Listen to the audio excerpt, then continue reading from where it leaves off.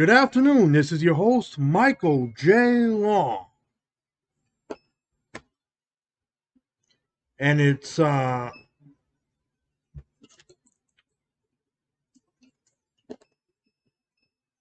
right. Good afternoon. This is your host, Michael J. Long at 5:07 p.m. on Sunday, July 18th of 2021.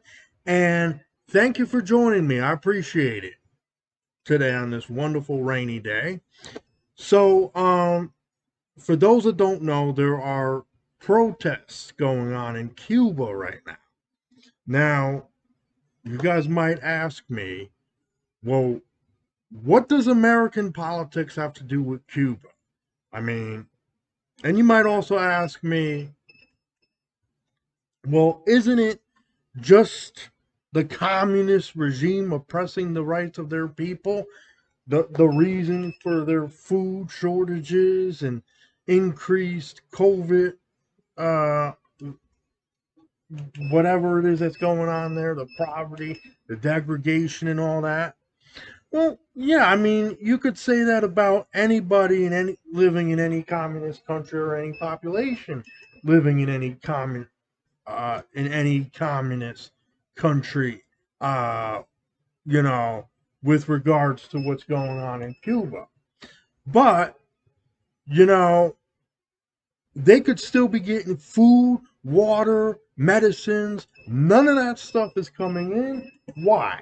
Because we have a trade embargo on Cuba that we've had on them since the 60s, since Kennedy.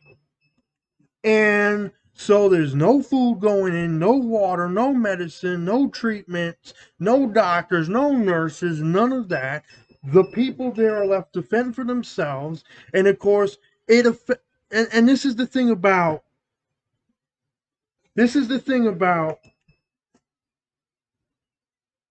restrictions on trade embargoes and the trade embargoes and sanctions and turfs that we have on Cuba that we've had for the longest time. And of course, yes, people are protesting their government because they're fed up with the oppression going on by the Cuban government. But we've contributed to that problem. We have slowed down their motivation to want to overthrow their government because of the fact that we've had the embargoes on Cuba, and it doesn't do anything to affect the so-called dictator or leader or whoever it is that's in charge of Cuba. If anything, it affects the poor people more.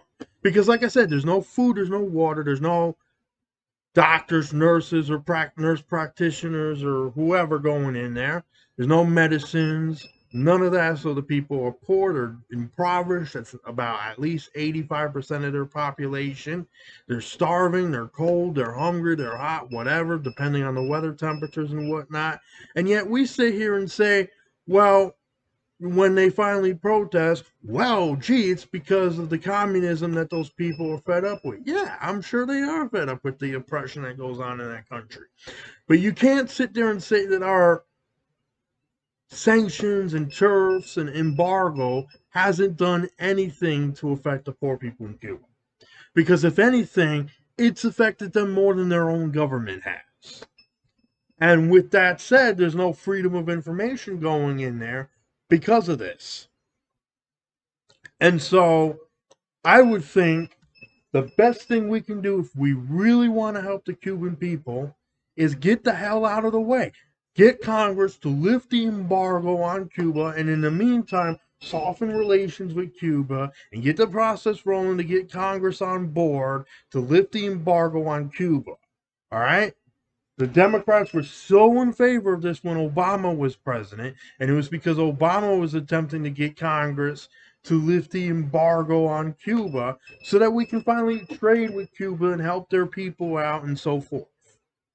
And now, and you know, Trump made matters worse when he came in and increased tariffs and sanctions on Cuba on top of the fact that we've already had a trade embargo on Cuba that we've had since the Cuban Missile Crisis in the 60s. So now what's going on is we got Fox News and people like Ted Cruz and One America News all saying it's not because of our sanctions, it's because they have a communist regime. I'm sure they do have a communist regime, and that might be part of it. I don't know if they still do or not, but I know one thing: there's a lot of oppression going on with the people there and their government, but our embargoes hasn't done anything to affect their leadership, and if anything, it's destroying the lives of the poor people and the people that are impoverished, the people that are being oppressed. That's who the embargoes are going after. Because here's the deal: the leader, whoever he is, that is in charge of Cuba, well, he gets to sit there and have everything smuggled into him, from cigarettes to the finest wines to whatever. So what that means is, while they're living like hogs on a hill, it's the poor people that our sanctions and our turfs and our embargo is affecting. And what gets me is, Biden was vice president under the Obama administration. So why the hell isn't he doing anything to soften relations with Cuba and getting Congress to lift the embargo on Cuba, being that he now has the support for it among Democrats in the House and the Senate, I believe, right? If they're so on board with this, why don't he and the Democrats actually lift the embargo on Cuba? And I don't want to give covering fire to the Republicans, because the whole 4 years that Trump was president, they could have done the same thing easily, and they didn't do it. Instead, the Republicans under Donald J. Trump and the Trump administration undid everything that Obama did with the softening of relations. So when he when he increased the tariffs and the sanctions on Cuba, that made matters worse. But, Trump's no longer the president anymore. Now it's Joe Biden. And Joe Biden is not doing a damn thing about helping Cuba in terms of softening relations with them and getting Congress to lift the embargo on Cuba. And meanwhile, you got Fox News and people like Ted Cruz. Oh, yeah. It's not our embargo that's doing it. It's their communist government that their people are so fed up with. Well, and I'm sure they are fed up with the oppression that goes on by their government, as I've said before. But I think it's got a lot more to do with, I think the truth of the matter is our sanctions and our embargo and our little turfs that we've had on Cuba, and especially our trading embargo that we've had on Cuba since Kennedy. Yeah, that's a big problem. That's causing more problems in Cuba and more poverty than what their communist government can ever dream of. And so, of course, their leaders support all that, and they're like, oh, well, that's fine with me, because what the hell do I care? I'm going to get whatever I want anyways, and, my people are just going to have to suffer. But as a means of propaganda, they can turn around and say, well, it's all America's fault because America has the trade embargo, America has the sanctions. And I doubt that the Cuban regime is wrong on that. Now, I'm not defending their regime by any means, right? And I think the protests in Cuba is an opportunity for them to bring about freedom in that country, or a republic, or whatever. But like I said, the best thing that the United States can do is get Congress to lift the embargo, then lift the embargo on Cuba, and then get the hell out of the way and let the free market trade and bring nurses and doctors and nurse practitioners and medicine and food and water and all the essentials to help their people, and clothing and whatnot, so that we can freely trade with people in that country and they can freely trade with us, and we're not oppressing anybody by any means. But since the Biden administration isn't willing to do that, and the Trump administration wasn't willing to do that, yeah, that's why we have the problems we've had that been going on since Kennedy. So this is a big problem.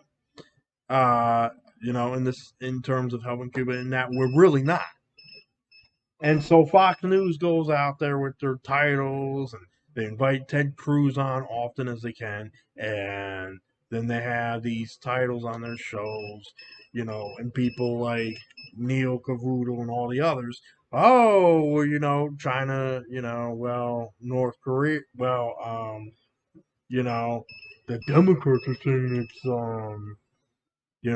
are, you know, embargoes and it's us that's causing the problems. They're not wrong about that. But the problem is they're not doing anything about it. They're just all talking, all rhetoric, but no action. And then the Republicans use their rhetoric to go after them and say, well, you see, it's not us, it's them. So we're shifting our responsibility away from the situation. And again, I'm not defending the Republicans nor am I defending the Democrats. I'm not defending either one of them. What I'm simply trying to say is that maybe we should listen to the other side of the aisle. And, first of all, I don't think that's going to happen, but I'm not saying they're always right either. I mean, 90% of the time or more, they're wrong. But that doesn't mean they're always going to be wrong, and it doesn't mean that Republicans are always going to be wrong. And I'm not saying, go out and defend Democrats or go out and defend Republicans. But in this particular case, the rhetoric of the Democratic Party and people like AOC is on board with the fact that we have caused problems in Cuba. And I'm not a Democrat. I'm not a liberal. I'm just saying when you look at the facts, right, the facts clearly state that our embargo and our sanctions have caused more problems in Cuba than anything else. All right? So they're not wrong about that. But the problem is the Democrats, they're not doing anything about it. They're even going as far as to say, Cuba, don't come here. Don't come here. If they're refugees and they're fleeing the oppression of that country, why would we turn them away? And why would we turn anybody away, any form of refugees for that matter? Our drug war, our embargoes on Cuba, our trade tariffs and embargoes on other countries that we don't like, whether it be Iran, whether it be Cuba, whether it be North Korea, and the trade tariffs we have on China, and the instigation that we're causing in terms of, how we're going to, deal with big bad China and this and that. It's all garbage, and our policies degrade people, impoverish people, and cause violence in their respective countries, causing a lot of people from Cuba and North Korea and China and Central America and South America and Mexico and Latin America, etc., etc., etc., to want to come here illegally as undocumented immigrants. And most of them just want a better life for themselves, for their children, for their loved ones. And they tend to take up jobs and form a lot of jobs that we won't do in terms of hospitality, construction, and agriculture. Plus, they also create a lot of jobs through becoming entrepreneurs on a larger scale than most Americans. So on top of that, they create jobs and lots of them for a lot of Americans and a lot of documented immigrants alike.